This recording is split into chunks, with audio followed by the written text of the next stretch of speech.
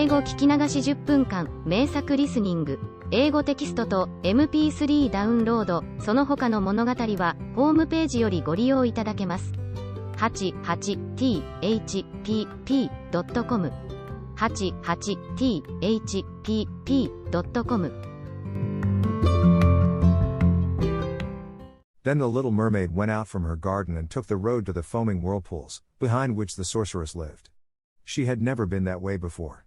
Neither flowers nor grass grew there, nothing but bare, gray, sandy ground stretched out to the whirlpool, where the water, like foaming mill wheels, seized everything that came within its reach and cast it into the fathomless deep.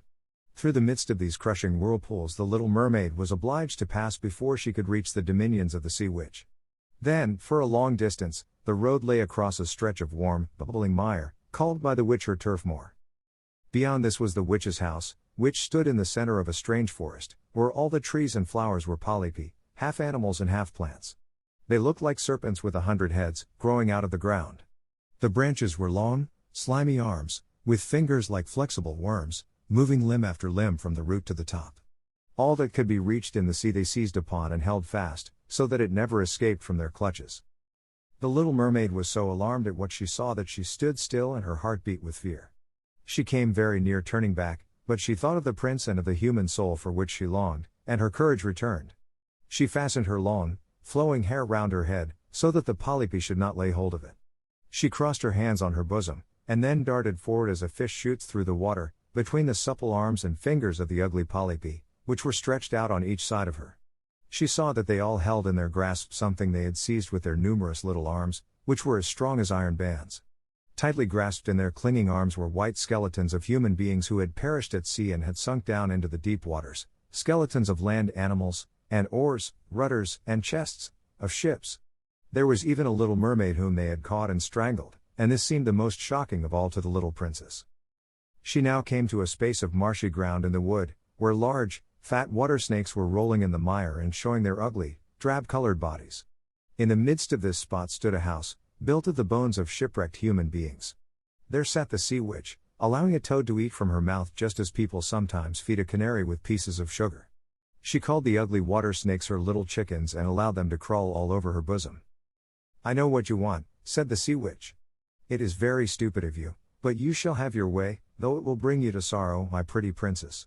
You want to get rid of your fish's tail and to have two supports instead, like human beings on earth, so that the young prince may fall in love with you and so that you may have an immortal soul."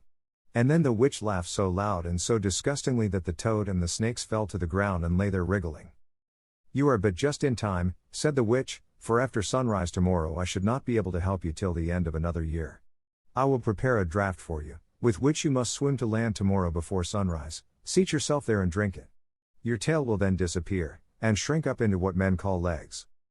You will feel great pain, as if a sword were passing through you. But all who see you will say that you are the prettiest little human being they ever saw. You will still have the same floating gracefulness of movement, and no dancer will ever tread so lightly. Every step you take, however, will be as if you were treading upon sharp knives and as if the blood must flow. If you will bear all this, I will help you." "Yes, I will," said the little princess in a trembling voice, as she thought of the prince and the immortal soul. "But think again," said the witch, "for when once your shape has become like a human being, you can no more be a mermaid. You will never return through the water to your sisters or to your father's palace again. And if you do not win the love of the prince, so that he is willing to forget his father and mother for your sake and to love you with his whole soul and allow the priest to join your hands that you may be man and wife, then you will never have an immortal soul. The first morning after he marries another, your heart will break and you will become foam on the crest of the waves." "I will do it," said the little mermaid, and she became pale as death. "But I must be paid, also," said the witch, "and it is not a trifle that I ask. You have the sweetest voice of any who dwell here in the depths of the sea, and you believe that you will be able to charm the prince with it. But this voice you must give to me. The best thing you possess will I have as the price of my costly draught, which must be mixed with my own blood so that it may be as sharp as a two-edged sword." "But if you take away my voice," said the little mermaid, "what is left for me? Your beautiful form, your graceful walk, and your expressive eyes. Surely with these you can enchain a man's heart.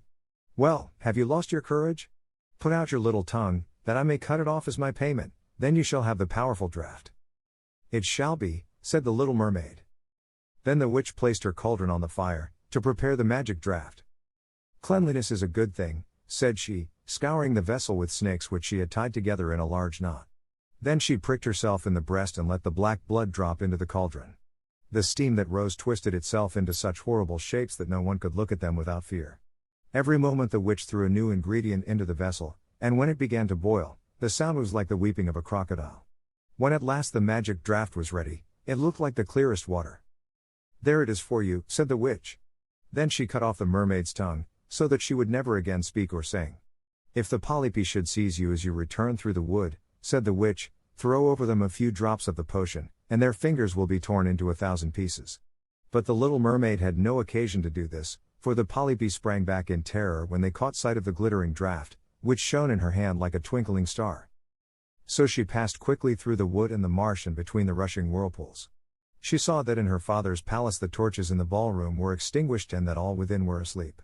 But she did not venture to go into them, for now that she was dumb and going to leave them forever she felt as if her heart would break. She stole into the garden, took a flower from the flower bed of each of her sisters, kissed her hand towards the palace 1,000 times, and then rose up through the dark blue waters. The sun had not risen when she came in sight of the prince's palace and approached the beautiful marble steps, but the moon shone clear and bright. Then the little mermaid drank the magic draught, and it seemed as if a two-edged sword went through her delicate body. She fell into a swoon and lay like one dead.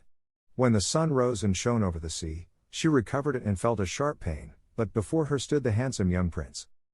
He fixed his coal-black eyes upon her so earnestly that she cast down her own and then became aware that her fish's tail was gone and that she had as pretty a pair of white legs and tiny feet as any little maiden could have. But she had no clothes, so she wrapped herself in her long, thick hair. The prince asked her who she was and whence she came. She looked at him mildly and sorrowfully with her deep blue eyes, but could not speak. He took her by the hand and led her to the palace. Every step she took was as the witch had said it would be. She felt as if she were treading upon the points of needles or sharp knives. She bore it willingly, however, and moved at the prince's side as lightly as a bubble, so that he and all who saw her wondered at her graceful, swaying movements. She was very soon arrayed in costly robes of silk and muslin and was the most beautiful creature in the palace, but she was dumb and could neither speak nor sing. Beautiful female slaves, dressed in silk and gold, stepped forward and sang before the prince and his royal parents. One sang better than all the others, and the prince clapped his hands and smiled at her. This was a great sorrow to the little mermaid, for she knew how much more sweetly she herself once could sing, and she thought, "Oh, if he could only know that I have given away my voice forever, to be with him." The slaves next performed some pretty fairy-like dances, to the sound of beautiful music. Then the little mermaid raised her lovely white arms, stood on the tips of her toes, glided over the floor, and danced as no one yet had been able to dance. At each moment her beauty was more revealed, and her expressive eyes appealed more directly to the heart than the songs of the slaves. Every one was enchanted, especially the prince, who called her his little foundling. She danced again quite readily, to please him, though each time her foot touched the floor it seemed as if she trod on sharp knives. The prince said she should remain with him always, and she was given permission to sleep at his door, on a velvet cushion.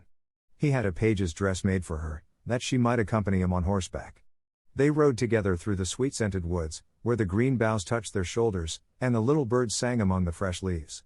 She climbed with him to the tops of high mountains, and although her tender feet bled so that even her steps were marked, she only smiled, and followed him till they could see the clouds beneath them like a flock of birds flying to distant lands. While at the prince's palace, and when all the household were asleep, she would go and sit on the broad marble steps, for it eased her burning feet to bathe them in the cold sea water. It was then that she thought of all those below in the deep. Once during the night her sisters came up arm in arm, singing sorrowfully as they floated on the water. She beckoned to them, and they recognized her and told her how she had grieved them. After that, they came to the same place every night. Once she saw in the distance her old grandmother, who had not been to the surface of the sea for many years, and the old sea king, her father, with his crown on his head. They stretched out their hands towards her, but did not venture so near the land as her sisters had. As the days passed she loved the prince more dearly, and he loved her as one would love a little child. The thought never came to him to make her his wife. Yet unless he married her, she could not receive an immortal soul, and on the morning after his marriage with another, she would dissolve into the foam of the sea. "Do you not love me the best of them all?" the eyes of the little mermaid seemed to say when he took her in his arms and kissed her fair forehead. "Yes, you are dear to me," said the prince, "for you have the best heart and you are the most devoted to me. You are like a young maiden whom I once saw, but whom I shall never meet again. I was in a ship that was wrecked, and the waves cast me ashore near a holy temple where several young maidens performed the service. The youngest of them found me on the shore and saved my life.